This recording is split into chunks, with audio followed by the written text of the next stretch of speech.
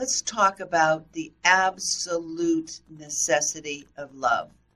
We can have the most extraordinary ministry abilities and make the greatest sacrifices ever witnessed by the world. But if we don't have love, our efforts are futile and we are nothing. That was the Apostle Paul's point exactly when he said, "Though I speak with the tongues of men and angels, but have not love, I have become sounding brass or a clanging cymbal. And though I have the gift of prophecy and understand all mysteries and all knowledge, and though I have all faith so that I could remove mountains, but have not love, I am nothing. And though I bestow all my goods to feed the poor, and though I give my body to be burned, but have not love, it profits me nothing." 1 Corinthians 13, verses 1 to 3. Here's another way to put it. Love can go far in making up for any deficiencies we might have in our service.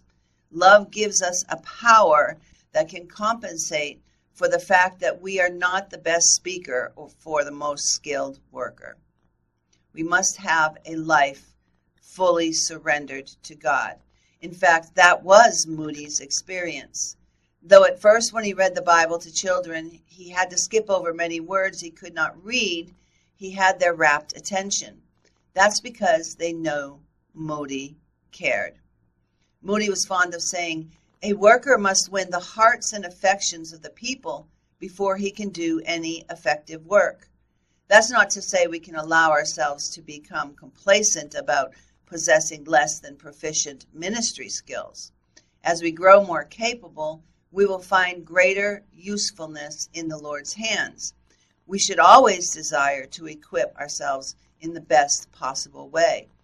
But if there's one place where we cannot be deficient, it is love. Moody believed that and preached it through 4 decades of ministry. Moody said the reason so many preachers have failed is because love has not been the motive power. He said a man, though he is deep in learning and theology, if he has not love in his heart, you will do no good.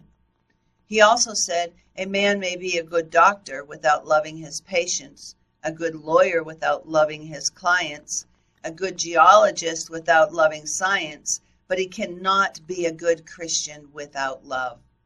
Moody preached, "Leaders, let us ask ourselves this question. Is love the motive power that urges us to go out and work for God? Without a great deal of work, we'll go for naught. The work will be swept away like chaff without it." Christ looks down and examines our hearts and actions. And although our deeds may be great in the eyes of the world, they may not be in his eyes. And we must show sympathy. A key element of the love we are is sympathy. I'll repeat that again. It says a key element of the love we are to show is sympathy. If we want to strike a responsive chord in the hearts of our listeners, we need to place ourselves in their shoes. Moody says that the world wants sympathy about as much as anything. There are so many ways we could reach if we could sympathize with them. If we stand up a higher plane, we won't succeed. The Son of God passed by the mansions. He went down in the manger that he might sympathize with the lowly. If we really want to reach people, we have got to put ourselves in the places of those people if we are going to succeed. Pastor Moody said, "I believe there are very few men who cannot be reached if we can only lay our lives beside them and let them know that we sympathize with them.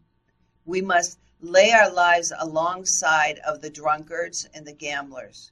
We have to tell the lost of a better life and a better day and a better way in this dark world. And when they see we really sympathize with their fallen condition, we are going to reach them. If you want to get into sympathy, put yourself in a man's place. If we have not got it, pray that we might have it, so that we might be able to reach those men and women that need kindly words and kindly actions far more than sermons." Moody says, "The mistake is that we have been preaching too much and sympathizing too little." His son William Moody recalled one morning when his father put himself in another man's place. His son said, one day in later years, when Moody had settled himself for the morning's uninterrupted work, he chanced to look out the window and saw a student evidently leaving the conferences for the station and trudging along with an immensely heavy bag. Moody put the matter out of his head, but somehow, when he tried to fix his thoughts on the Bible, always that boy with the heavy bag kept getting in the way. Finally, he says, "I couldn't stand it any longer. I went to the barn and hurriedly had my horse hitched up, overtook the young man, and carried him and his baggage to the station. When I returned to the house, I had no further difficulty in fixing my attention on the subject."